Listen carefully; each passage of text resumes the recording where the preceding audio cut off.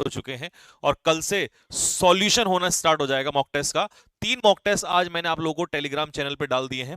ठीक है, जो न्यू स्टूडेंट है उनको बता दूं, टेलीग्राम चैनल का नाम है कैडेट डिफेंस एकेडमी। लेकिन कल से हम लोग जो स्टार्ट करेंगे, कल से जो स्टार्ट करेंगे,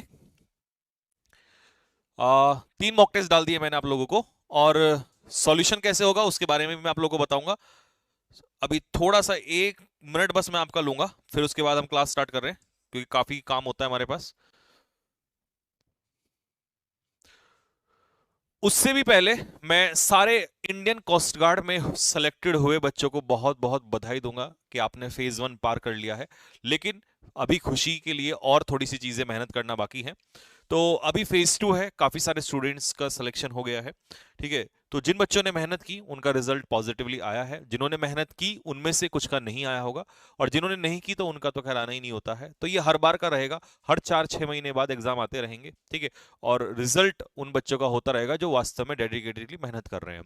जो सिर्फ ऐरी गैरी चीजों में बिलीव करते हैं या इधर उधर की बातों में बिलीव करते हैं या इधर उधर की चीजों में, तो उनका ऐसा ही रहेगा, वो हर बार रोते रहेंगे।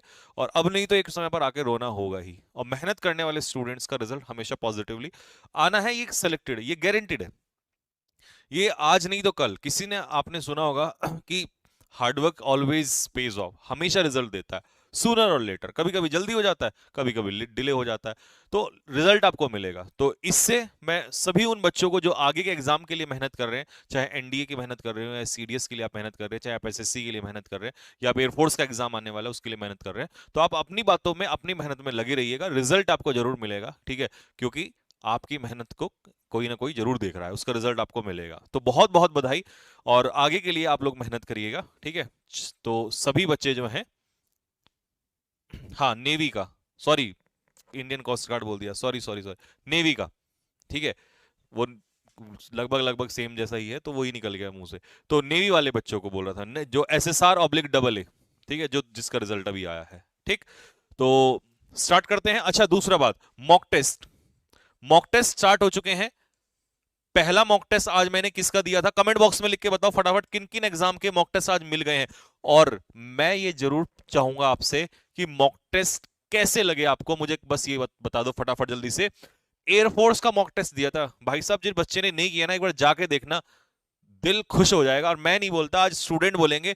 बच्चों, जिसने एनडीए का मॉक टेस्ट किया वो एनडीए के बारे में 2 शब्द लिखो, जिसने एमटीएस का मॉक टेस्ट किया वो एमटीएस के बारे में करो, और जिसने एयरफोर्स का मॉक टेस्ट किया, भाई साहब ऐसा मॉक टेस्ट बनाया था ना एयरफोर्स का, सारे मॉक टेस्ट में एक एक क्वेश्चन में दम लगाया हुआ, बता फटाक से कमेंट बॉक्स में लिख के बताओ। तो 3 मॉक टेस्ट आज हमने दिए बच्चों को, एनडीए वाले स्टूडेंट को, एमटीएस वाले स्टूडेंट्स को, और तीसरा था हमारा air force X oblique Y group वाले मॉक टेस्ट को। और जितने भी लोग हैं कमेंट बॉक्स में पढ़ लीजिएगा कि कैसा रहा आज का हमारा मॉक टेस्ट, और हमारी मेहनत कैसी रंग लेकर आ रही है, और कितना आप देख रहे हो चीजों को बनाने का लिखने का फायदा है। ठीक है, मेहनत में मैं नहीं रुकूंगा, तुम्हें मैं रुकने नहीं दूंगा। ठीक है भाई,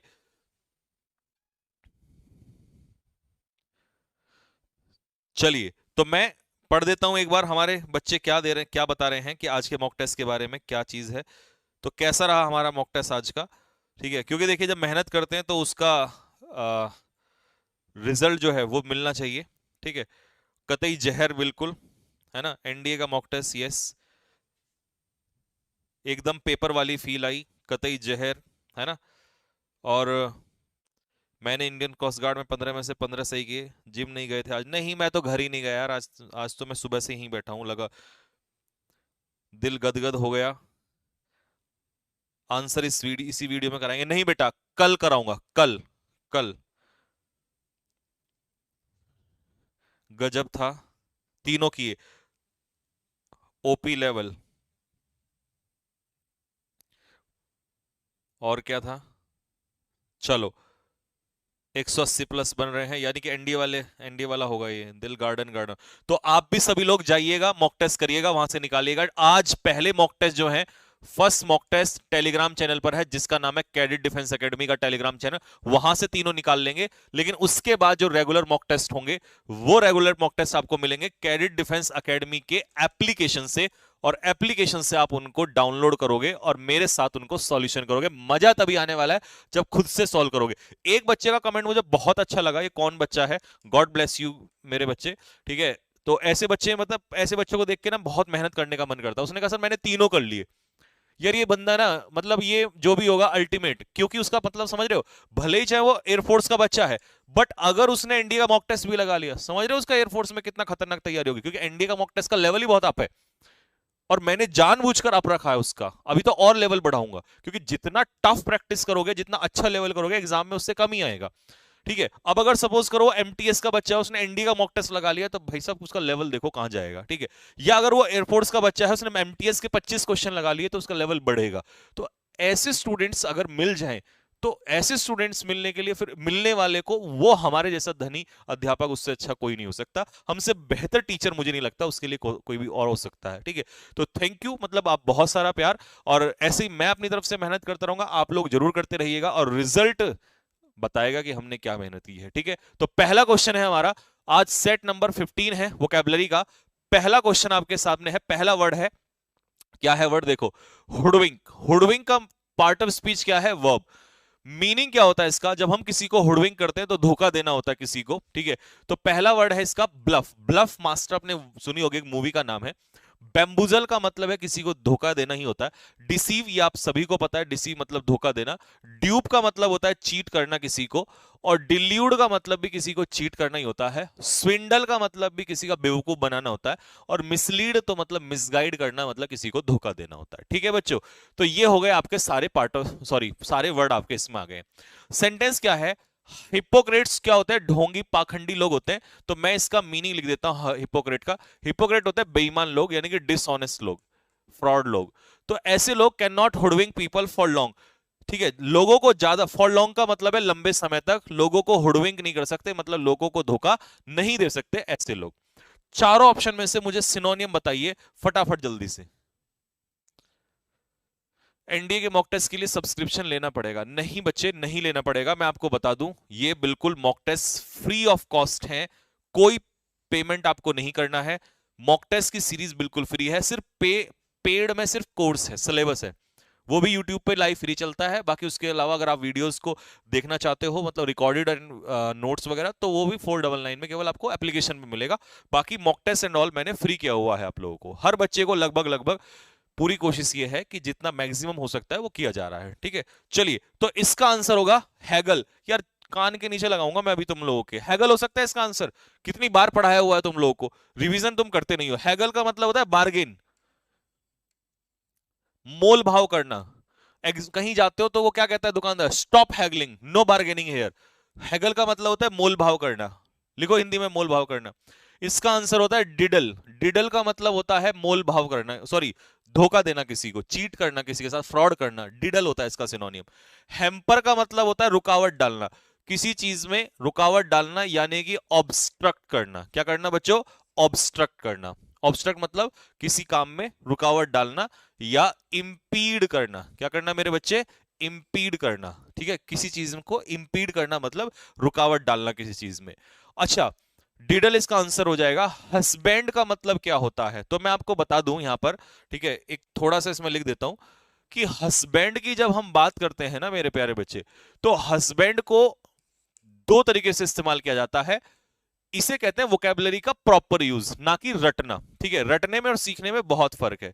ठीक है बच्चों, क्या फर्क है कि हस्बैंड एज अ नाउन भी इस्तेमाल होता है और एज अ वर्ब भी इस्तेमाल होता है। ठीक है, अब अगर नाउन के रूप में यूज हुआ, क्योंकि पेपर में एसएससी में एक बार पूछा जा चुका है, अगर ये नाउन के रूप में इस्तेमाल हुआ है, तो हस्बैंड का नाउन में मतलब होता है पति, जिसे आप कहते हो हबी।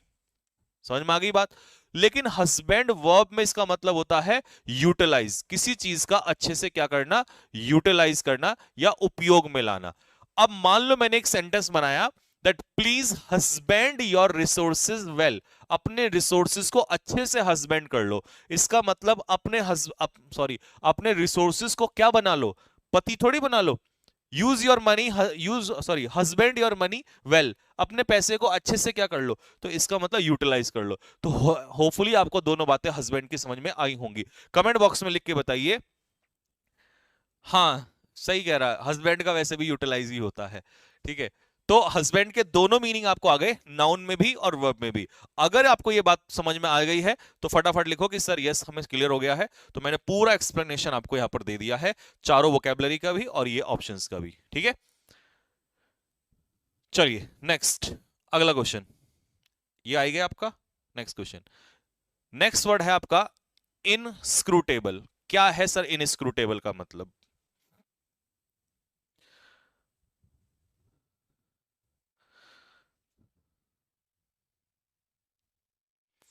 सर मैंने 12th तक पढ़ाई की लेकिन आपके जैसा टीचर नहीं देखा। मेरे जैसा टीचर मिलेगा भी नहीं, क्योंकि मैं गाने भी गाता हूँ देखो, और बहुत खतरनाक गाने गाता हूँ। इतना अच्छा सिंगर एज अ टीचर कोई नहीं हो सकता। ठीक है, चलो आ जाओ। इनस्क्रूटेबल, इनस्क्रूटेबल का मतलब होता है वो चीज जो समझ में ना आए। जो चीज आपको समझ में ना आए उसे हम कहते हैं इनस्क्रूटेबल। आगे बात समझ में?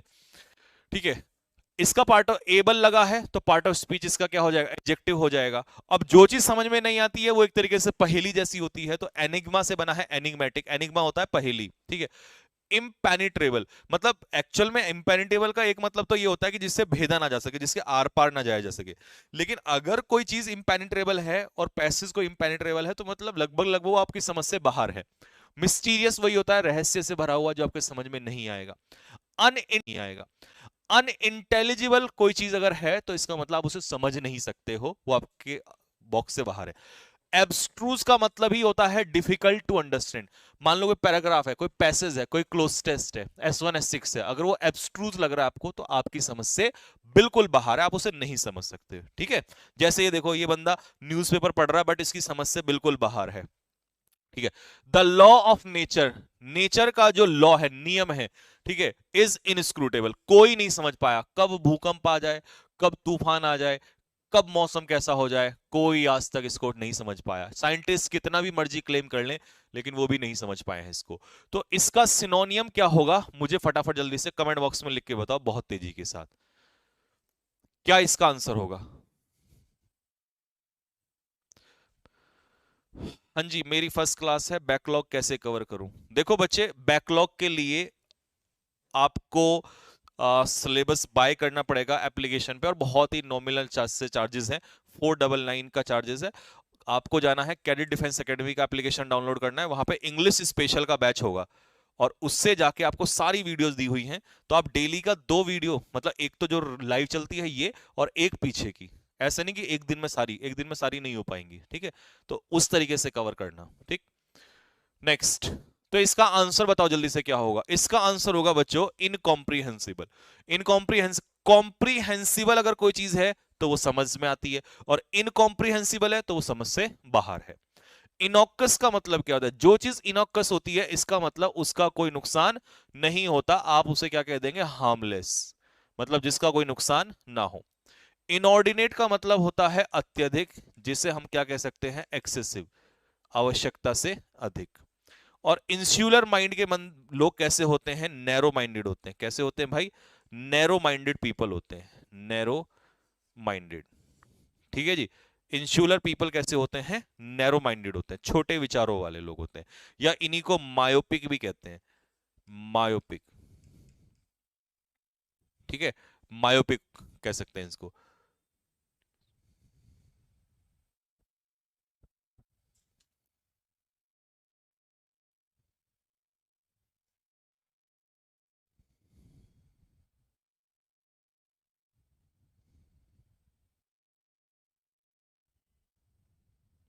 चलिए, हाँ हो गया। कमेंट बॉक्स में लिखो कि सर हाँ हो गया, नोट कर लिया हमने। फिर नेक्स्ट क्वेश्चन की तरफ बढ़ रहे हैं।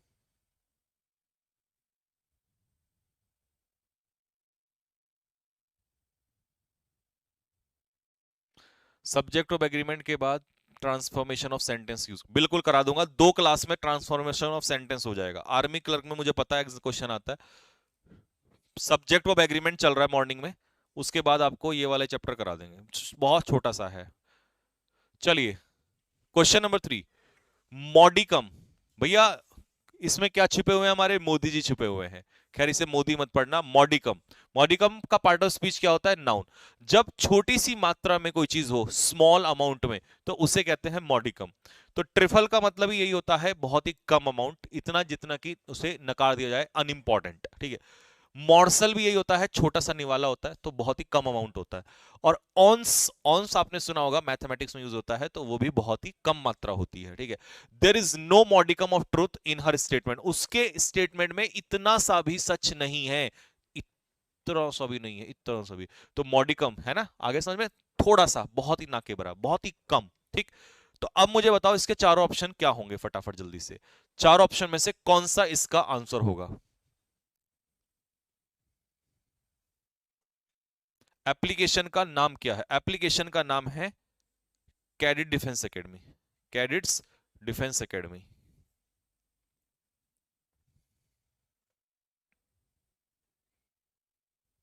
हाँ जी, मीगर भी होता है।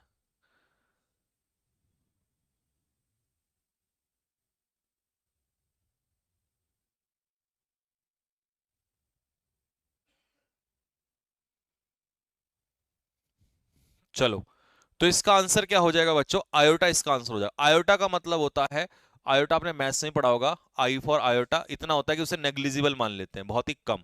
मेंटोर होता है हमारा टीचर, अगर कोई बंदा मेंटोर है हमारा, तो वो टीचर है या वो हमारा गाइड है, वो हमें सलाह देता है, ठीक है। मिसक्रिएंट होते हैं दंगाई, योगी जी दंगाइयों पर आजकल बुलडोजर चला रहे हैं, तो इन्हें हम लोग राउडी कह सकते हैं, राउडी, ठीक है। यानी कि दंगाई इसे हिंदी में कह देंगे, दंगा करने वाले जो मिसक्रिएंट है ना। और मिसहैप होता है एक्सीडेंट, यानी कि दुर्घटना। मिसहैप होना, अनहोनी होना, एक्सीडेंट होना, यानी कि दुर्घटना होना, ठीक है, दुर्घटना। गलत लिख दिया शायद मैंने, ये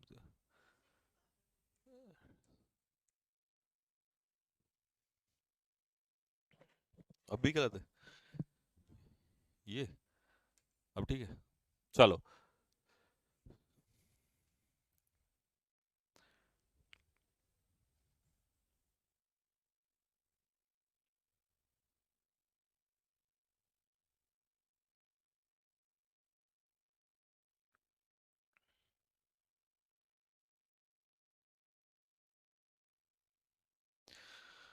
हाँ जी। ओह, आज आप नहाए नहीं हो क्या? नहीं, नहाया तो हूं यार, सुबह नहाया था। वो तुम्हें डेली जो लगता हूँ ना, मैं वो दूसरे मूड में लगता हूँ, वो एक्चुअली मैं एक्सरसाइज करके आता हूँ रेगुलर शाम को, दिन में ऑफिस से चला जाता हूँ। आज क्योंकि ऑफिस में ही हूँ सुबह से, फिर सो गया था ऑफिस में ही, तो सो के फिर उठ गया, फिर काम करना स्टार्ट कर दिया, फिर मॉक टेस्ट बनाना स्टार्ट कर दिया। तो इसलिए तुम्हें आज दूसरा वाला वो सीन समझ में आ रहा होगा, ठीक है। चलिए, एंटोनियम में पहला वर्ड क्या है? एंटोनियम में पहला वर्ड, मैं समझ रहा हूं तुम्हारी बात, परवर्स। अच्छा, परवर्स का पार्ट ऑफ स्पीच होता है एडजेक्टिव। कैसे नेचर का बंदा होता है ये होता है एक तरीके से बहुत ही, आप कह सकते हो हट्टी टाइप, जो एकदम से लड़ने को तैयार हो जाए आपसे, ठीक है। तो कॉन्ट्राडिक्टरी मतलब विरोध में, आपके अपोजिट में खड़ा रहेगा हमेशा। कैंटेंक्रस लड़ाकू टाइप, झगड़ालू टाइप। स्टबर्न अड़ जाएगा आपके विरोध में, आपके अपोजिट में आ जाएगा, जिद्दी, बहुत ही ऑकवर्ड सा, ठीक है। या इरेशनल, जिसकी बातों में कोई लॉजिक ना होता हो, ऐसा बंदा होता है परवर्स, ठीक है। She could not pull well, pull well with someone का मतलब है अच्छे से रहना या फ्रेंडली। अगर आप किसी के साथ अच्छे से पुल वेल करते हो, तो इसका मतलब आप अच्छे से फ्रेंडली जीवन यापन करते हो।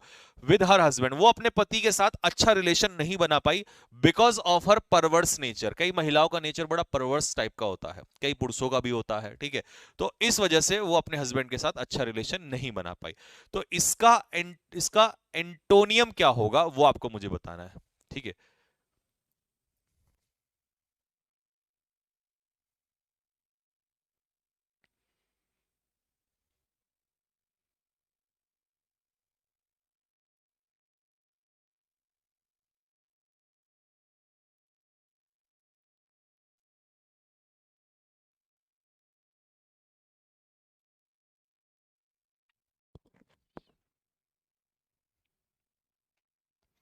और आपको एक बात बताऊं, कई बच्चों ने मुझे कमेंट में मैसेज भी मेरे को डाले हैं, मेरे व्हाट्सएप वगैरह पे और इंस्टाग्राम पे, कि सर हम एयरफोर्स की तैयारी कर रहे हैं, और आपको सही बताऊं, हमने एमटीएस का मॉक टेस्ट दिया, हमें मॉक टेस्ट एमटीएस का आसान लगा, एमटीएस का पेपर तो हम यूं ही निकाल देंगे। तो ये सच है, कई बच्चों को पता नहीं होता अपना लेवल, कि यार हम तो इस एग्जाम को भी निकाल सकते हैं इजीली। हालांकि जब उन्होंने एनडीए का दिया, तो अब मैं क्या ही बताऊं। पहले तो ये सुनो तुम, तो इसका एंटो ये तो हो गया जो बात को नहीं मानेगा, अड़ जाएगा, तो उल्टा हो जाएगा कॉम्प्लाइंट। कॉम्प्लाइंट होता है ओबीडियंट, आज्ञाकारी। तो उनके सामने बताता हूं कैसा फील हुआ, उन्हें बताता हूं अभी। प्रीपोस्चरस होता है एब्सर्ड। एब्सर्ड का मतलब होता है बेतुका, जिसमें कोई लॉजिक ना हो, इलॉजिकल। ठीक है। और पर्टिनेंट होता है रिलीवेंट। रिलीवेंट मतलब लॉजिकल। रिलीवेंट या लॉजिकल, आपकी बातों में जब तर्क हो। और प्रीकर्सर होता है जो सबसे आगे चलता है, यानी कि पायोनीर। पायोनीर या फॉररनर। फॉररनर, ठीक है, किसी काम को सबसे पहले करने वाला, लीडर।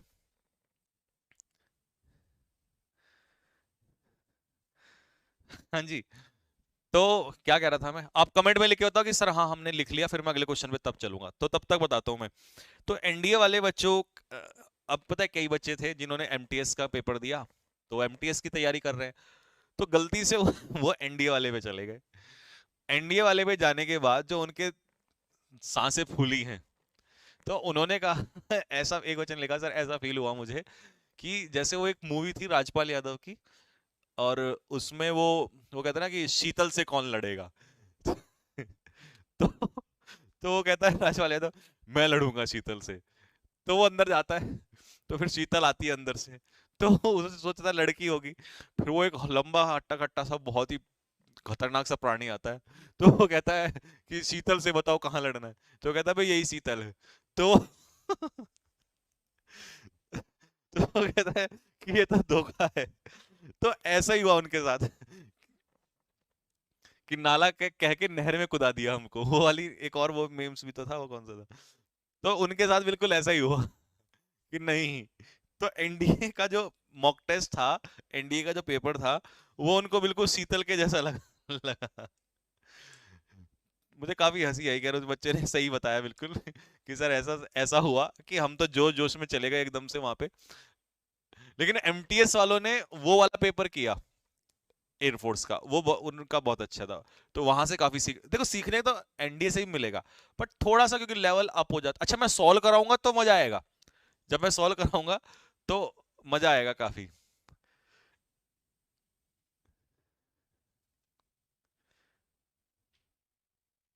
सर कल हम देहरादून आ रहे हैं, हाँ जो बच्चे, अच्छा नेवी वाले बच्चे काफी देहरादून आ रहे हैं, तो अगर आप मिलना चाहें तो मिल सकते हैं, है ना, ऑफिस में आके मिल सकते हैं, ठीक है। प्योराइल, और मैं तो कहूंगा कि भैया सेलेक्ट होके आना, मिठाई का डब्बा लेके आना, ठीक है, कुछ खाने पीने की चीजें लेके आना, कमजोर होता जा रहा हूं मैं अभी आजकल, तुम्हारे लिए इतनी मेहनत हो रही है।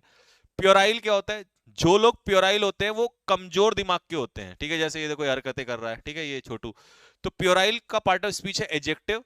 जुवेनाइल होते हैं, बच्चे होते हैं, ठीक है। फैचुअस का मतलब है मूर्ख होता है, फैचुअस का मतलब होता है मूर्ख।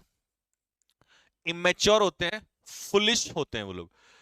दो शी हैज ग्रोन अप, हालांकि वो बड़ी हो गई है, her puerile behaviour always irritates her friends. अब कुछ लोग उम्र से बड़े हो जाते हैं लेकिन दिमाग से पैदल ही होते हैं, ठीक है, तो वो प्योराइल ही होते हैं, बच्चे ही होते हैं हमेशा, ठीक है। तो इसका उल्टा क्या हो जाएगा, तो चाइल्डिश तो बच्चों इसका सिनोनियम हो जाएगा, तो इसका उल्टा होगा सोफिस्टिकेटेड। सोफिस्टिकेटेड लोग जो होते हैं वो मैच्योर हो जाते हैं, मैच्योर। परनीशियस क्या होता है, परनीशियस होता है हार्मफुल। परनीशियस इज हानिकारक यानी कि हार्मफुल। और मेमेंटो क्या होता है, मेमेंटो होता है रिमाइंडर, मतलब जब आपको कोई गिफ्ट दिया जाता है ना और आपको उसकी याद दिलाता है, तो इसे कहते हैं मेमेंटो, यानी कि अ काइंड ऑफ गिफ्ट, स्मृति चिन्ह।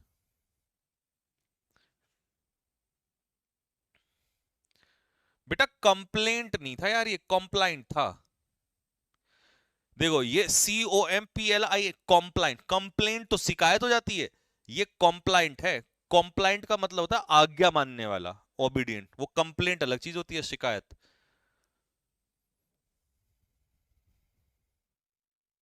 स्पेलिंग देखो बच्चे, सुंदरलाल, तुमने गलत लिखी हुई है।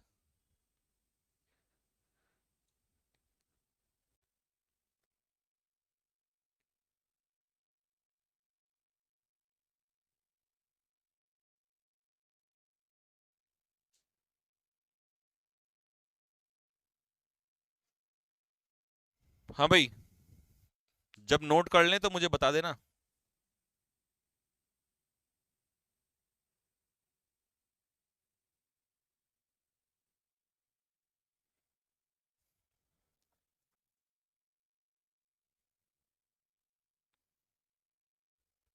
सर मैं पास हो के आऊंगी काजू कतली ना, काजू कतली बतलाना यार, ये मीठा खा के तो वैसे ही सर में काफी दर्द हो जाता है। कुछ अच्छी सी चीज लेके आना है भाई। घर से लड्डू बनवा के लाना घी के। क्विंटसेंस। क्विंटसेंस क्या होता है? क्विंटसेंस होता है किसी चीज का परफेक्ट एग्जाम्पल, बेहतरीन उदाहरण। जैसे Sachin Tendulkar, he was the quintessence of hard work.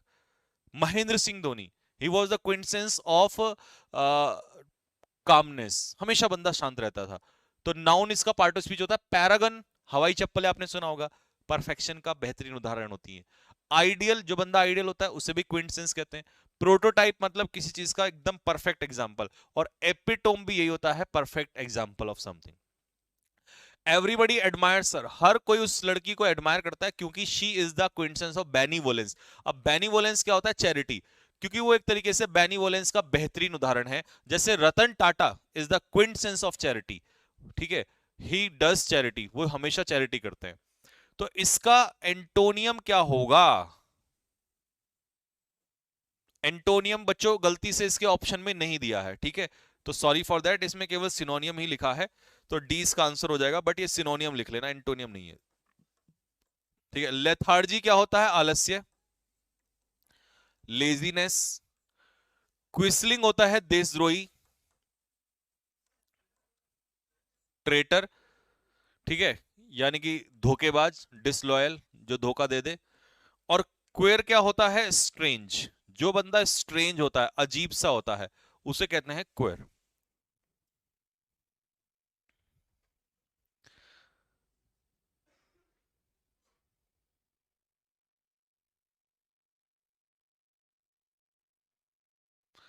साहिल क्या कह रहा है? आरसी लक्षण से तो नहीं लगता कि तुम 12th भी पास कर पाओगी। बेटे, आरसी का तो मुझे पता नहीं, पर तेरे लक्षण से मुझे नहीं लग रहा कि तू प्री भी पास कर पाएगा। आरसी का तुझे ध्यान बहुत ज्यादा है ना? तेरे लक्षण तो मुझे 1% किसी भी चीज के नहीं लग रहे। वन वर्ड में आ जाओ जरा, पहला वन वर्ड क्या है? Can you explain to the person, क्या तुम ये बात उस व्यक्ति को एक्सप्लेन कर सकते हो जिसको तुमने हायर किया है टू ड्राइव आवर कार, अपनी कार को ड्राइव करने के लिए, माई एवरीडे माई एवरीडे शेड्यूल। तो वो ये कहना चाह रहा है कि उस व्यक्ति का नाम बताओ जो आप हायर करते हो to drive a car, car को ड्राइव करने के लिए। कभी कभी वन वर्ड इस तरीके से पूछ लेता है। तो बताओ चारों ऑप्शन में से क्या आंसर होगा उसका? चार ऑप्शन दिए हुए हैं।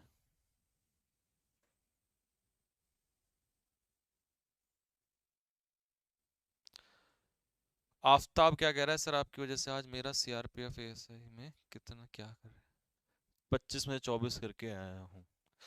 चलो, एक छोड़ दिया है। हाँ जी। कार्डियोलॉजिस्ट क्या होता है भैया? Heart specialist. तो स्पेशलिस्ट आप खुद लिख लेना, है ना? कंडक्टर तो गाड़ी नहीं चलाता, शॉफर होता है, ये होता है प्राइवेट ड्राइवर। और कैलीग्राफर कौन होता है? जो कैसा लिखता है? वन हु राइट्स ब्यूटीफुली, जो बहुत सुंदर तरीके से लिखता है। कैसे लिखता है? बहुत अच्छे तरीके से लिखता है, सुंदर तरीके से लिखता है।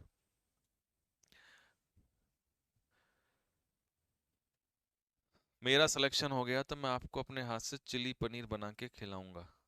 ये बिल्कुल सही है।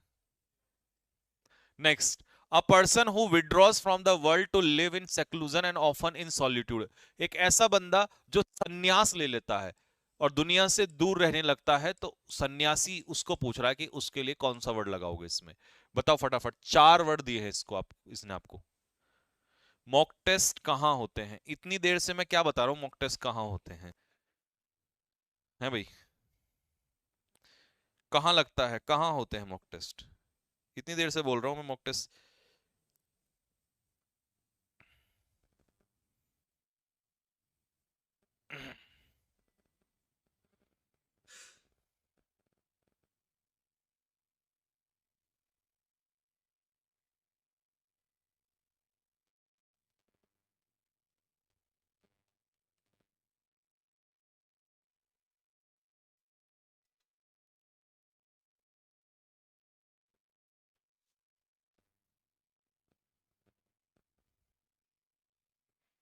हाँ जी, बोलो फटाफट क्या आंसर होगा। मॉक टेस्ट की आंसर की बेटे सॉल्यूशन कराऊंगा मॉक टेस्ट का। चलिए, तो प्यारे बच्चों इसका आंसर होता है रेक्लूज, इसी को सन्यासी कहते हैं। ये स्लो होता है सांप की कैंचुली, ठीक है। डेड स्किन ऑफ स्नेक, जो सांप अपनी कैंचुली छोड़ देते हैं ना, उसे स्लो कहते हैं। सैमरिटन होता है अ हेल्पफुल पर्सन, एक ऐसा बंदा जो दूसरों की सेवा करता है, सहायता करता है, दैट इज कॉल्ड सैमरिटन। और श्राउड होता है कफन, ठीक है, अ पीस ऑफ फैब्रिक,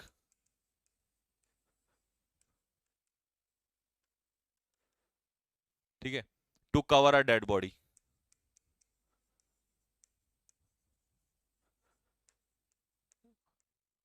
तो ये होता है श्राउड।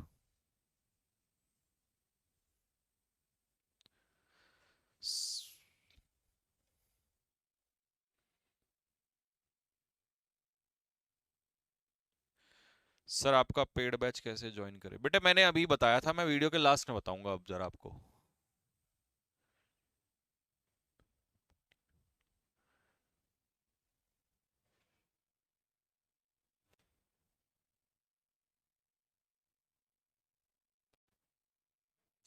ठीक है, चलो question number 9। Government by none, government by none का मतलब है यानी कि जहां किसी की सरकार ना हो, मतलब जहां पर हो लॉलेसनेस, अराजकता, लॉलेसनेस, अराजकता।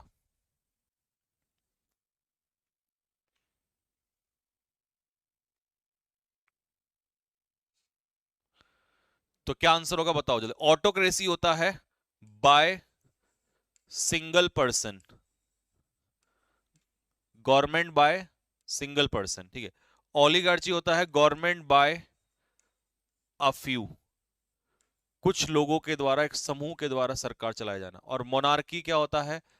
बाय किंग और क्वीन, राजा या रानी की सरकार।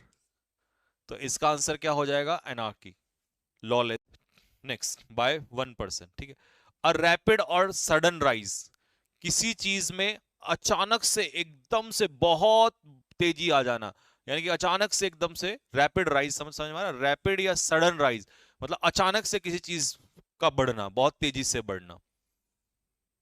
चार ऑप्शन दिए हैं, फटाफट बताओ कौन सा बैठेगा।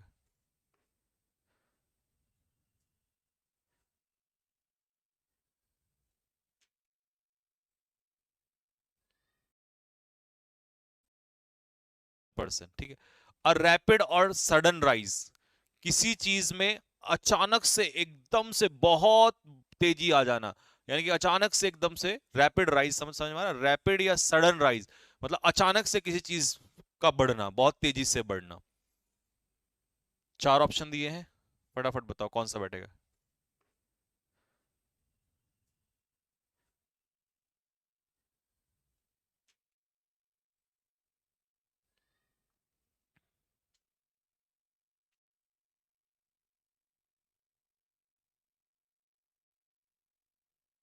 हाँ जी, तो क्या आंसर होगा इसका? अपसर्ज, डी आंसर होगा अपसर्ज। ये सीजीएल में आया हुआ क्वेश्चन है, पूछा था उसने अपसर्ज वहां पे, ठीक है। एनोनिमस होता है गुमनाम, अननोन, बीइंग अननोन, ठीक है। और कैकोफोनी क्या होता है? अनप्लीजेंट साउंड, अनप्लीजेंट साउंड मतलब शोर शराबे वाली आवाज। और एंशियंट क्या होता है? ओल्ड, जिसे आप प्राचीन कहते हैं। Ancient is old. Next, spelling पे आ जाओ फटाफट पहले। इनमें से किस वर्ड की स्पेलिंग जो है वो सही है? आपको करेक्ट स्पेलिंग बतानी है। जिराफ, गारंटी, ग्रेचुइटस या एफेमिनेट, किसकी स्पेलिंग सही है? फटाफट अब स्पीड में बताओ जल्दी से भाई, किस वर्ड की स्पेलिंग सही है? पहले तो जिराफ की बताओ, GIRA, बताओ क्या होता है? डबल एफ या सिंगल एफ? क्या आती है? डबल एफ आता है। तो आंसर क्या होगा इसमें? तो इसका मतलब ये इनकरेक्ट है, जिराफ की गलत है, और पेपर में पूछी जा चुकी है जिराफ की। गारंटी की स्पेलिंग सही है क्या, बताओ? GUARANT आएगा, तो ये भी ठीक नहीं है। एफेमिनेट में कितने एफ आते हैं? डबल एफ आते हैं। एफेमिनेट बंदा कैसा होता है? विमेनिश, जिसकी आदतें महिलाओं की जैसी होती हैं, तो उसे एफेमिनेट कहते हैं। तो यही सही है, ग्रेटुइटस। इफ समथिंग हैपेंस ग्रेटुइटस, इट का मतलब ये होती है बाय चांस। बाय चांस का मतलब होता है अचानक से, अचानक से लिख देना, कैसे लिखा जाएगा अचानक से, है ना? एक्सीडेंटली। सर मॉक टेस्ट कैसे लगाएं? देखो, मॉक टेस्ट लगाने के लिए ना, सबसे पहले गर्म पानी करो, ठीक है? थोड़ा सा ज्यादा टेम्परेचर पे उबालना है, इसमें सही स्पेलिंग निकालो। फिर उसको काफी ज्यादा उबालने के बाद उसमें थोड़ा सा क्या डालोगे? चीनी डालोगे, नहीं, चाय की पत्ती डालोगे पहले। फिर जब वो और उबलेगा तो थोड़ी देर बाद में उसमें चीनी डालना है, और उसको उबालने के बाद उसमें फिर चीनी डालना, दूध डालना, चाय बन जाएगा वो, ठीक है? फिर थोड़ा सा मेरे हिसाब से उसमें काली मिर्च और नमक डालना, ठीक है? वो क्यों जरूरी है उसका भी रीजन बताऊंगा, क्योंकि थोड़ा सा ना एक तरीके से जहर हो जाएगा, जहर टाइप, मतलब काफी अच्छा हो जाएगा। फिर उसका एक ग्लास लेना, और इधर से मॉक टेस्ट लेना, और थोड़ा सा मॉक टेस्ट इधर से, और सिप सिप करके इसको पी लेना, ठीक है? ये सबसे बढ़िया तरीका है मॉक टेस्ट को, ठंडे पानी से मत लेना, है ना? चुल्लू भर पानी में डूब मरो। तुम्हें मॉक टेस्ट कैसे लगाना ये नहीं पता आया, ठीक है? 5वीं क्लास का बच्चे आजकल मुझे कॉल करते हैं, वो बता देते हैं कि सर हम भी आपका मॉक टेस्ट लगा रहे हैं। नालायक। लाऊंगा किसी दिन एक बच्चे को जो मॉक टेस्ट कर रहा होता है। आजकल के छोटे छोटे बच्चे इतने तेज हो गए हैं। डेमागॉग, DEMAGOGU, डेमागॉग होता है एक ऐसा नेता, भड़काऊ नेता, ठीक है? A politician who insights people.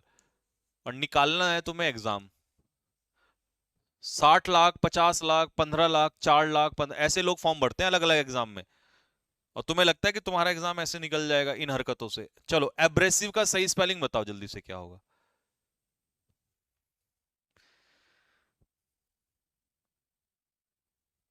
Abrasive, rude होता है एब्रेसिव। एब्रेसिव बंदा होता है रूड।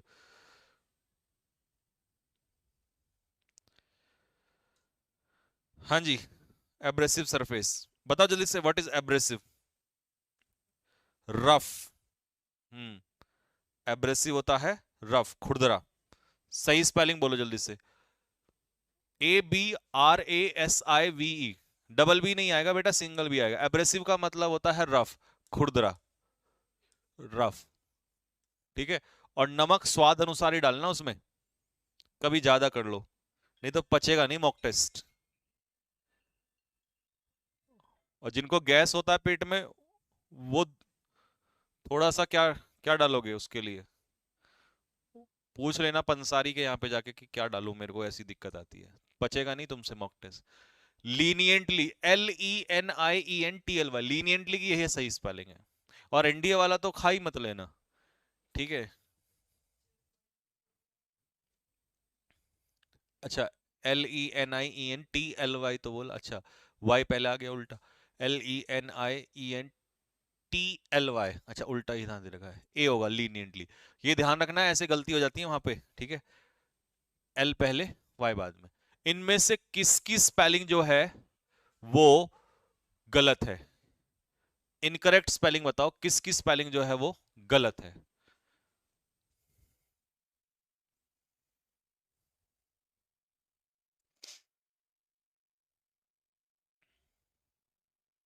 किसकी स्पेलिंग जो है वो गलत है? मैनर्स में डबल एन आता है तो इसकी स्पेलिंग सही है। जेन्युइन, GENUIN सही है। सर्किट ये सही है। ट्यूशन की स्पेलिंग गलत है। क्या होती है बताओ? बचपन से ट्यूशन पढ़ता रहे, पर पक्का लिख के दे रहा हूं तुम्हें, अभी भी नहीं आती होगी ये ट्यूशन की स्पेलिंग, ठीक है? तो पहले तो बता दूं, ये ट्यूशन नहीं होता, ठीक है, आज तक हमसे ट्यूशन जा रहा हूं मैं, है ना, दिस इज कॉल्ड ट्यूशन। क्या बोलेंगे? ट्यूशन, ट्यूशन नहीं, ट्यूशन। ठीक है, तो ट्यूशन होता है TUITION, this is called tuition, this is the correct spelling. ठीक है, हाँ। नेक्स्ट 20। तो तुम्हें इसमें ढूंढना है किसकी स्पेलिंग गलत है, इनकरेक्ट स्पेलिंग ढूंढनी है इसमें से। Find out the incorrect spelling. बताओ, ट्यूशन की भी स्पेलिंग आधे गलत कर रहे हैं।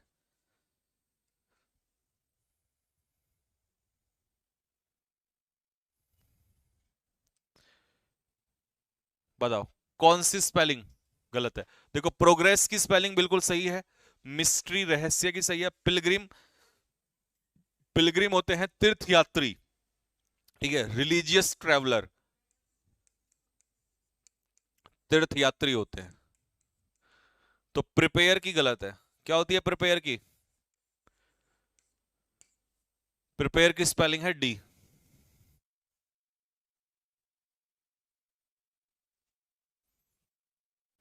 हम्म,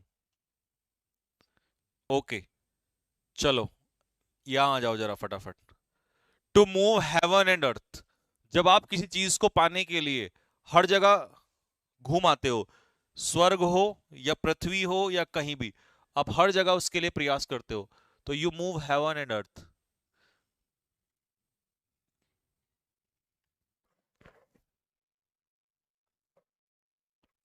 तो इसका क्या मतलब होता है? इसका मतलब होता है कि आप हर संभव प्रयास कर सकते हो, जो भी तुम करना चाहते हो, मतलब जो भी तुम कर सकते हो पूरी कोशिश करना। तो to do everything you can, जो कुछ भी तुम कर सकते हो वो सब ट्राई करना। Going abroad for a holiday was out of the question, holiday के लिए जाना मेरे लिए आउट ऑफ द क्वेश्चन था। जब कोई चीज आउट ऑफ द क्वेश्चन होती है,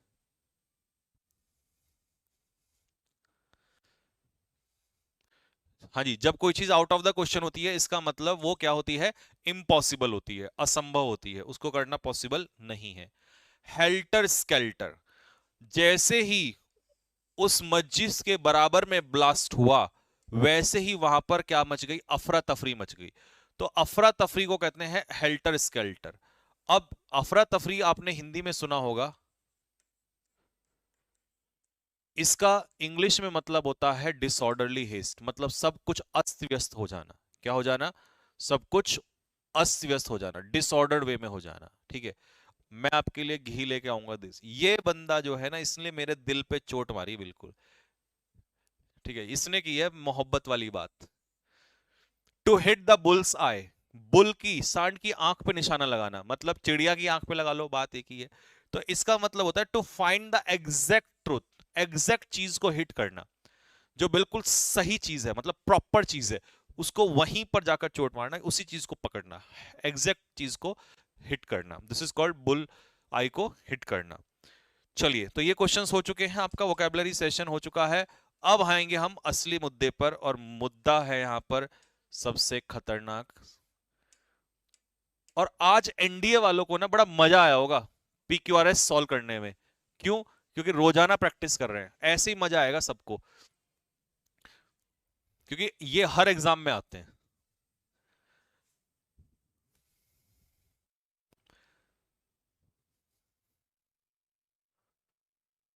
ठीक है भाई,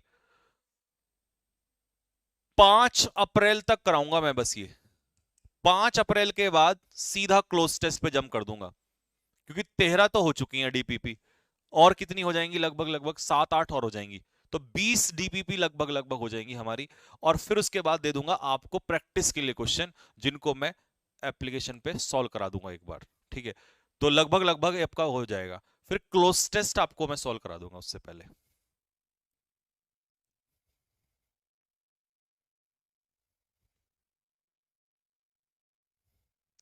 गाय का या भैंस का? बकरी का लेके आना भाई, गाय भैंस का नहीं। क्या करेंगे यार गाय भैंस का घी खा के? तुम्हें क्या पता है कि गाय किस चीज का घी खाया जाता है? बकरी का लाना, वो सबसे बढ़िया रहेगा, उससे बढ़िया तो कुछ होगा ही नहीं। हाँ जी, तो सबसे पहले हमने क्या उठाना है इसमें, सब्जेक्ट। ऑल से उठा नहीं सकते, ठीक है, तो आर तो चला गया, आर से नहीं उठा सकते। पी से आफ्टर ट्रेवलिंग, ठीक है, इन अदर कंट्रीज, दूसरे कंट्रीज में ट्रेवल करने के बाद, ऑल अबाउट द कंट्रीज, तो पी के बाद आर मैच नहीं कर रहा, ये भी गया। When a man returns home, जब एक इंसान घर से लौटता है। अब आर, एस के बाद आर या एस के बाद पी। जब एक इंसान रिटर्न्स होम, सॉरी, जब when a man returns home, जब एक व्यक्ति घर लौटता है, कहां से लौटता है, after travelling in other country, दूसरे कंट्रीज में ट्रैवल करने के बाद वो घर लौटता है, तो एस के बाद आंसर हो जाएगा आपका पी। तो आंसर इसका होना चाहिए था सी, आंसर होना चाहिए था। आपका क्या आंसर है वो आप मैच करके मुझे बताना, आपके काउंट करूंगा मैं 10 में से कितने रहेंगे। तो पहला हो गया आपका सी। क्वेश्चन नंबर 2, लगाओ दिमाग फटाफट जल्दी से।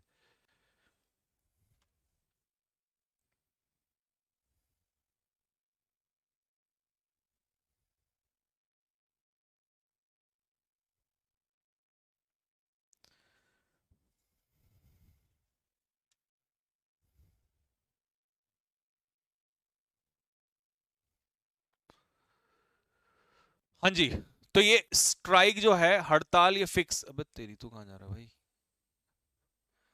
ये फिक्स है। स्ट्राइक जो हड़ताल होती है ना, अब स्ट्राइक क्या, तो आपको सबसे पहले वाला उठाना है, स्ट्राइक टू गेट बेटर पे, strike shorter hours, strike is a legitimate weapon, legitimate मतलब लीगल हथियार, सही है। तो यहीं से उठेगा क्योंकि ये सब्जेक्ट आ गया और इसके बाद वर्ब आ जाएगी। स्ट्राइक एक लीगल हथियार होता है वर्कर्स का, तो क्यू से स्टार्ट होगा, तो दो ऑप्शन तो गए। अब क्यू के बाद आर आएगा या एस, ये देखो जरा। Strike is a legitimate weapon of the workers, ये एक हथियार होता है वर्कर्स का, और ये किसके काम आता है, किस चीज की काम आता है, ये बताओ।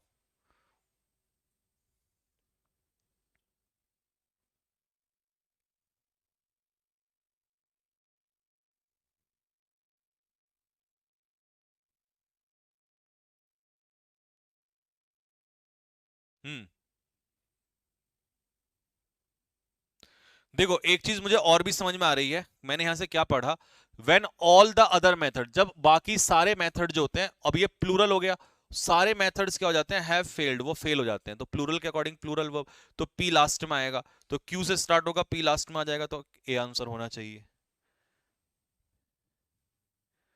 सर मैंने स्ट्राइक तो देखा ही नहीं, तुम तो फिर अल्ट्रा लीजेंड हो, बिना देखे ही कैसे बना दे रहे हो, कहां से लाते हो इतना कॉन्फिडेंस, हाँ भाई। देखो ये रहा 1, फिक्स है ये रहा 6, फिक्स है ये। India has been a land, भारत कैसी भूमि रही है, तो कैसी भूमि रही है भारत, बताओ फटाफट, चारों ऑप्शन आपके पास दिए हुए हैं। India has been a land, but in the sense that, कौन सी सेंस, सेंस का तो आपको पता ही नहीं चला। India has been a land and ये भी नहीं होगा, पी से भी नहीं होगा, पी तो है ही नहीं, आर से भी नहीं होगा, आर भी हटा दो। नॉट इंडीड, नॉट इंडीड वास्तव में, इन द सेंस दैट, ये भी नहीं, फिर से सेंस। तो India is a land of learning throughout the ages, हमेशा से ही यहां पे सीखने की जगह रही है, लोगों ने बहुत सीखा है यहां पर। एस से स्टार्ट होगा भाई। अब एस के बाद क्यू आएगा या आर, ये देखो, India has been a land of learning throughout the ages. हाँ जी, तो मुझे जो ऐसा लग रहा है, मेरा जो फील आ रहा है, बाकी आप देखो क्या लग रहा है, मुझे जो लग रहा है कि एस तो मिल गया, एस के बाद क्यू आना चाहिए, जहां तक मैं फील कर पा रहा हूं, क्यू आना चाहिए। इसका रीजन क्या है, क्योंकि यहां पर लर्निंग का जिक्र हुआ है, तो फिर उसमें एजुकेशन का जिक्र किस में है, क्यू में है। India has been a land of learning throughout the ages, not indeed in the sense that education has been universal, इस सेंस में नहीं कि एजुकेशन यूनिवर्सल हो रही है। And the learned man has been held in high esteem, और जो पढ़े लिखे लोग हैं उनका सम्मान ज्यादा हुआ है। बट, तो नॉट पहले आना है और इसके बाद बट लास्ट में जाना है, बट इन द सेंस, लेकिन इस सेंस में, तो मेरे हिसाब से सी होना चाहिए। आप देखो कौन सा बैठेगा इसमें। Question number 4।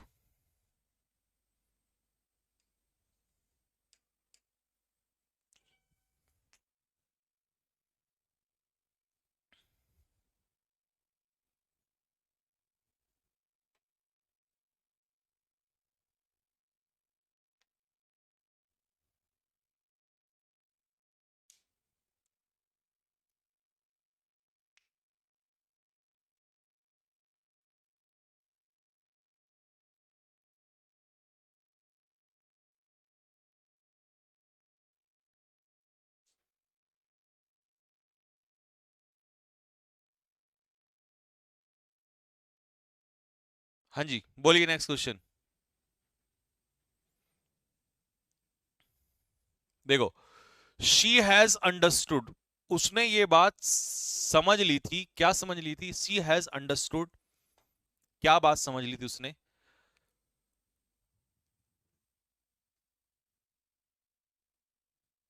कि भगवान ने उसे भेजा है।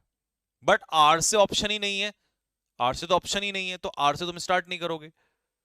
बट समझा उसने यही था कि उसे भगवान ने भेजा है, तो आर कहीं। लेकिन उससे पहले हम क्या लगा सकते हैं? उससे पहले हम कौन सा ऑप्शन, S6 तो मत लगा लेना, लास्ट में आएगा। उसने ये बात समझ ली थी फ्रॉम हर अर्लीस्ट चाइल्डहुड, कि बचपन में ही उसे ये बात समझ में आ गई थी कि उसे भगवान ने भेजा है। एस के बाद R. Like a curse to her father's house so she withdrew herself from the ordinary people, इसीलिए उसने लोगों से अपने आप को अलग कर लिया और दुनिया से वो अलग रहने लगी। तो एस के बाद आर आ गया, ऑप्शन क्या आंसर आएगा इसका? डी आंसर हो जाना चाहिए। आपने कौन सा लगाया वो आप चेक करना, डी इसका आंसर बैठता है। द जर्मेनियम मेटल, चलिए, तो इसमें किसका जिक्र हुआ है? जर्मेनियम मेटल का। ये फिक्स है यहां पर, और ये लास्ट इसमें आएगा।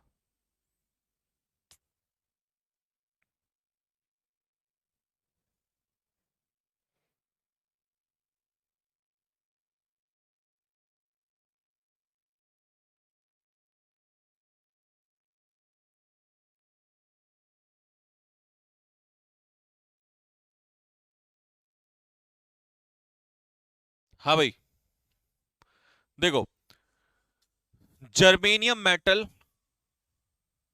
अगर कई बच्चे पी से उठा रहे होंगे, शुड बी सो प्योर, इतना प्योर होना चाहिए दैट कि अगर मैं पी से उठाऊं और पी के बाद आप आर उठा रहे हैं, या पी के बाद एस ले लो, it should not contain more than, P के बाद S, more than 1 part of copper impurity to be used in semiconductor devices in 10 million part of germanium. तो दिक्कत यह है कि यहां पर अगर आप पी से स्टार्ट कर रहे हो और पी के बाद एस ले रहे हो, तो फिर क्वेश्चन ये खड़ा हो, देखो कई बच्चों ने, मुझे जो लग रहा है वो ए लगा दिया होगा इतनी देर में, तो जहां तक से, ठीक है, सुनो, पी के बाद एस तो तुम लगा लोगे, कोई इश्यू नहीं है, पी के बाद एस लगा लोगे, लेकिन पी के बाद एस लगाने में आर के बाद S6 नहीं आएगा। क्यों नहीं आएगा? उसका रीजन दूंगा, पहले सुनो। Germanium metal to be used in semiconductor devices, जो सेमीकंडक्टर डिवाइसेस में यूज होता है, ठीक है, वो germanium metal should be so pure that it should not contain more than, इसमें नहीं होना चाहिए, क्या नहीं होना चाहिए? It should not contain more than 1 part of copper impurity, एक पार्ट भी कॉपर इंप्योरिटी नहीं होना चाहिए 10 मिलियन में, 10 मिलियन पार्ट में 1 पार्ट। तो इसका मतलब क्यू लास्ट में आएगा, और क्यू लास्ट में आएगा तो सी इसका आंसर होगा। समझ गए ना? ये पार्ट का जिक्र समझ में आया कि इसमें से इतना, ठीक है, और एस के बाद क्यू आएगा, ये भी है क्योंकि मोर देन 1 पार्ट, ये भी तरीका है, ऐसे भी निकाल सकते हो। Next, question number 6।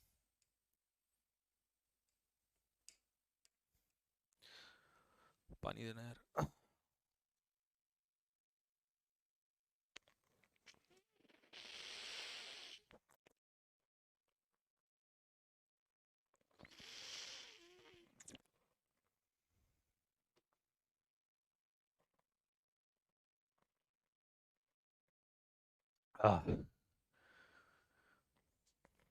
चलिए, the effectiveness of film, film की इफेक्टिवनेस, तो ये तो हो जाएगा तुम्हारा subject, the effectiveness of a film, एक फिल्म की effectiveness. The need of audience, P से तो स्टार्ट नहीं होगा, वर्ब चाहिए। इज जज्ड बाय, वो जज की जाती है, क्यू से स्टार्ट होगा। अब क्यू के बाद क्या लगाओगे, क्यू तो हो गया। इज जज्ड बाय, किससे जज होती है, इसकी थीम से जज होती है, judged by its theme, Q के बाद S, and its relation to the need of the audience, और इसकी नीड जो है ऑडियंस के लिए, उससे, तो डी आंसर होना चाहिए।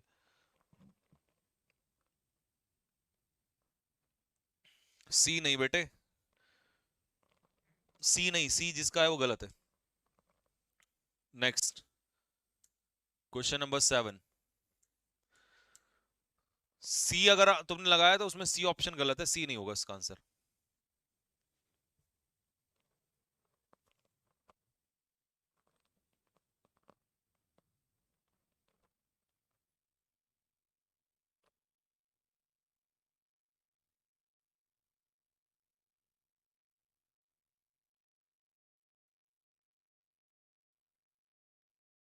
हाँ भाई, दो गलत हो गए, तो बेटे थोड़ा ध्यान से चेक करो, इतना दिन से सिखा रहा हूं आपको। देखो इसमें सबसे पहले आपको सब्जेक्ट ढूंढना है, मतलब स्टार्टिंग का फर्स्ट ढूंढना है, फर्स्ट लाइन ढूंढनी है, पहली लाइन क्या हो सकती है। दैट एंड टू से नहीं तो हिज राइटिंग्स होगा, मतलब पी से स्टार्ट होगा, तो आप ये तो हटा दो। His writings are so philosophical, उसकी जो राइटिंग्स है, मतलब वो जो कुछ भी लिखता है वो इतना ज्यादा फिलोसफिकल है। अब सिंपल है यार, सो का पेयर दैट से बना दो तो पी का पेयर आर से बन जाएगा, सी आंसर होना चाहिए। यानी कि इतना फिलोसफिकली वो लिखता है, तो सो का पेयर दैट से आना था, पी का पेयर आर से आना था, तो आंसर हो जाएगा इसका सी आंसर हो जाएगा। ओ हो, अब ये तीनों क्वेश्चन जरा ध्यान से देखना भाई। There are examinations at school which a people can pass by cramming the pupil can pass by cramming the text। तो कह रहा है जो बच्चे हैं ना, उनको रट के भी पास कर सकते हैं एग्जाम को। ये हो गया S1 फिक्स, और ये हो गया S6 फिक्स्ड। तो अब बताओ क्या होगा इसमें, S1 के बाद P। ओहो बच्चों, Q यहां पर आ गया गलती से, PQR और S, ये था P। बताओ, एग्जाम में, एग्जाम होते हैं स्कूल में जिनको एक शिष्य जो है, यानी कि एक बच्चा जो है, स्टूडेंट जो है, वो पास कर सकता है इनको क्रैम करके। क्रैम का मतलब है रट के पास कर सकता है।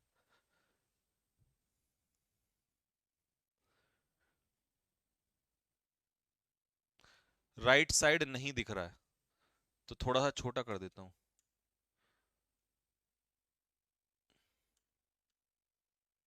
अब दिखेगा।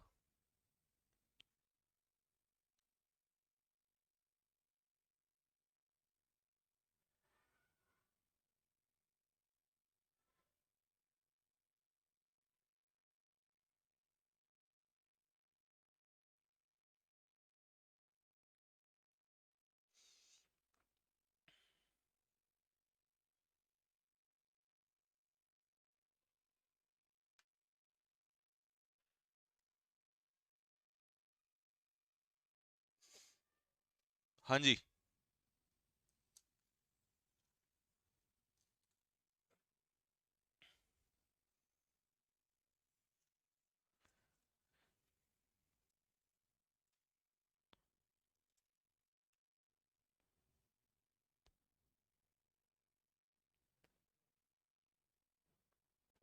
देखो बहुत आसान था। वो कह रहा है एग्जाम्स होते हैं स्कूल में जिनको बच्चे पढ़ के, यानी कि रट के पास कर सकते हैं, लेकिन इसने कहा one can score in them. अब स्कोर किस में होना है, दैम, और दैम कौन है यहां पर, एग्जाम। तो एक बच्चा उनमें स्कोर कर सकता है by the power of memory, यानी कि रट के पास कर सकता है। अगर रटेगा तो रट के पास कर सकता है, लेकिन स्पिरिचुअल नॉलेज के लिए, ठीक है, केवल मेमोरी से रट के काम नहीं चल सकता। तो यानी कि ये स्टार्ट होगा क्यू से स्टार्ट होगा, और क्यू का इसमें एक ही ऑप्शन है, तो ए इसका आंसर होगा। बी तो पॉसिबल ही नहीं, आर से तो स्टार्ट ही नहीं कर सकते।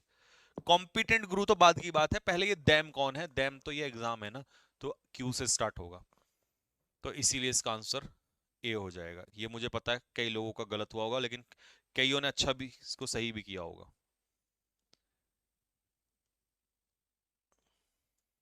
नेक्स्ट। कटेगा तो बता देना, वैसे कटना नहीं चाहिए। S6, यॉर्निंग और इट्स एब्सेंस, जबाही लेना या जबाही ना आना, has been related to various clinical conditions. तो जबाही जो है ना उसका कारण होता है, यानी कि एक तरीके से उसका साइंटिफिक रीजन होता है। क्या होता है अब वो आपको बताना है। चलिए, ये हो गया आपका P, ये हो गया आपका Q, ये हो गया आपका R और ये हो गया आपका S। थोड़ा सा और हल्का सा बड़ा कर देता हूं।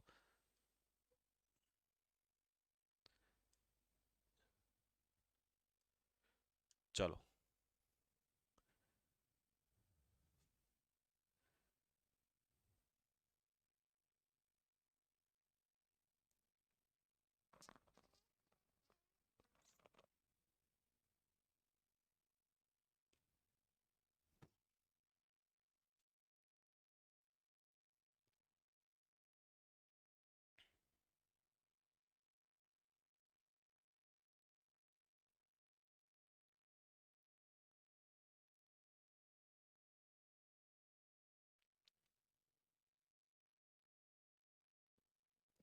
Right side is not visible, थोड़ा सा हल्का सा कट रहा है वो।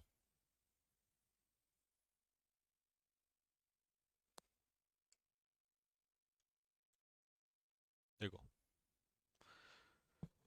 अब देखो, अब दिखाई दे रहा होगा। तो सबसे पहले इसमें क्या उठाओगे? इट क्या है? यॉर्निंग, तो इसका मतलब क्यू से स्टार्ट होगा। It can be a symptom of brain lesions और ब्रेन हेमरेज या मोशन सिकनेस या एंसेफेलिटिस। इन सब ये कारण है, ये सारे कारण हैं यॉर्निंग के। तो क्यू से स्टार्ट होगा। अब क्यू से स्टार्ट होगा तो ए भी गया, बी भी गया। क्यू के बाद एस फिक्स है, तो एस उठा लो, क्यू के बाद S. On the other hand, it has been reported that psychotics rarely yawn except those suffering। इनके बिना साइकोटिक्स जो है वो बहुत ही ना के बराबर यौन करते हैं, कभी कभार यौन करते हैं। ऑन द अदर हैंड, ठीक है, दूसरी तरफ। अब इसके बाद क्या लगाओगे? क्यू के बाद एस तो आ गया, एस के बाद पी लगाओगे या आर लगाओगे, ये आपको देखना है इसमें। क्या हुआ, कट रहा है? नहीं, कर दिया मैंने। है? हाँ, कर तो दिया छोटा। अच्छा, हाँ हाँ, अच्छा अच्छा अच्छा। चलो, अब देखो, Q के बाद S तो तुम्हें मिल गया, S के बाद क्या लगाना है? S के बाद आएगा P, Q आएगा, वो सुनो दो। इंटरेस्टिंगली सम क्लिनिशियन क्लेम, ये क्लेम करते हैं that those with acute physical illness don't yawn. जिनको फिजिकल इलनेस होती है, शार्प फिजिकल इलनेस, वो यॉन नहीं करते until they are on the road to recovery, जब तक वो रिकवरी नहीं कर लेते हैं। और P के बाद S, on the, sorry, P के बाद R। But what is currently known, लेकिन अभी क्या चीज योनिंग के बारे में फेमस है, यानी कि लोग जानते हैं, is essentially anecdotal, mostly because the, अब देखो, mostly because the yawn has not got the respect it deserve, क्योंकि योनिंग को उतनी रेस्पेक्ट नहीं मिली है जितनी से डिजर्व करती है। It is in reality a releasing stimulus.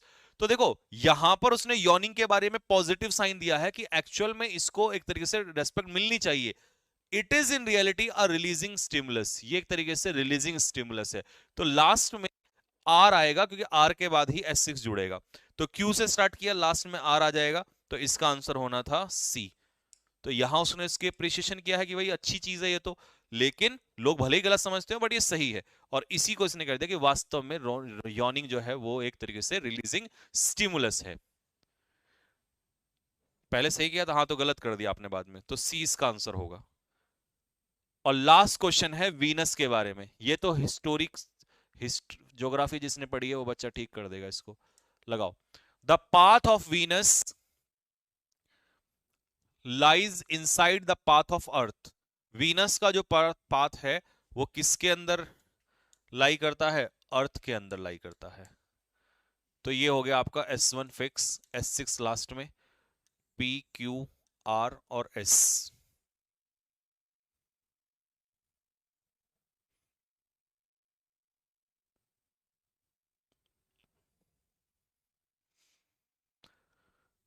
तो सबसे पहले क्या उठाओगे? Path of Venus lies inside the path of the earth.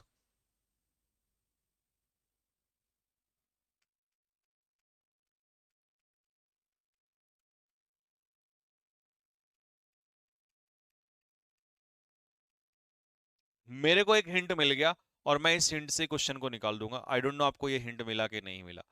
S6 में देखो क्या दिया है, व्हेन इट्स ब्राइटेस्ट, ठीक है, when it is one at its brightest, जब ये बहुत ज्यादा ब्राइट होता है, it is easily seen with the naked eyes in broad daylight, इसको आंखों से देखा जा सकता है जब ये बहुत ज्यादा ब्राइट होता है। तो इसमें ब्राइटनेस का जिक्र कहां पर है? क्यू को खोल के देखो क्या लिखा, with such a wide range between the greatest, between its greatest and least distance, it is natural that at some time Venus appears much brighter than other। दूसरों से ज्यादा ब्राइट ये दिखाई देता है, दूसरों से ज्यादा, और उसी ब्राइटनेस का जिक्र है S6 में। तो Q इसका मतलब लास्ट में होना चाहिए, और Q लास्ट में किस में है? D में है। ठीक है जी। और वैसे भी निकाल सकते हो कि जब वीनस नजदीक होता है तो 26 मील माइल दूर होता है, और दूसरा कोई भी बॉडी जो है इतना नजदीक नहीं आता है। तो पहले इसने नियरेस्ट का जिक्र बताया, फिर उसने कहा कोई भी इतना नजदीक नहीं आता है, तो डी इसका आंसर हो जाएगा। किस किस ने डी लगाया था, ईमानदारी से बताना। सही स्कोर बताओ क्या है आपका 10 में से। मुझे पता है लास्ट के 3 क्वेश्चन में तो गड़बड़ हुई होगी पक्का। लास्ट के 3 क्वेश्चन में पक्का गड़बड़ हुई होगी। देखा, कई बच्चों के हैं ठीक भी, 8 9 भी हैं, 10 भी हैं, 4 गलत, क्योंकि आज के जो बाद के 2 थे वो खतरनाक थे। तो 7 8 तो होने चाहिए फिर भी।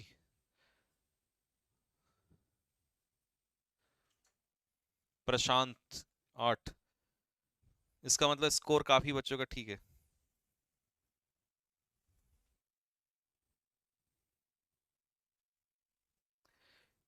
आज मेरे 9 हैं पहली बार।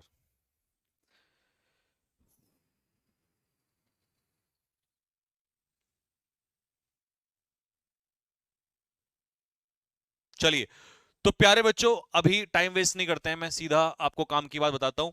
जिन्होंने भी मॉक टेस्ट नहीं किए हैं, अब वो जरा मेरी बात सुन लो ध्यान से, जिन्होंने मॉक टेस्ट नहीं किए हैं, तो मॉक टेस्ट की सीरीज स्टार्ट हो गई है और हम हर मॉक टेस्ट हर एग्जाम का सॉल्व कराएंगे। अभी मैंने 3 मॉक टेस्ट आज दिए हैं, तीनों में से तीनों भी सॉल्व कर सकते हो, या आपको अपना जो अच्छा लगे उसका भी कर सकते हो। आप जिस एग्जाम की तैयारी कर रहे हो वो भी कर सकते हो, और दूसरे मॉक टेस्ट भी कर सकते हो, इंग्लिश में सब जायज है। ठीक है, तो आज मैंने 3 एग्जाम के लिए दिए थे।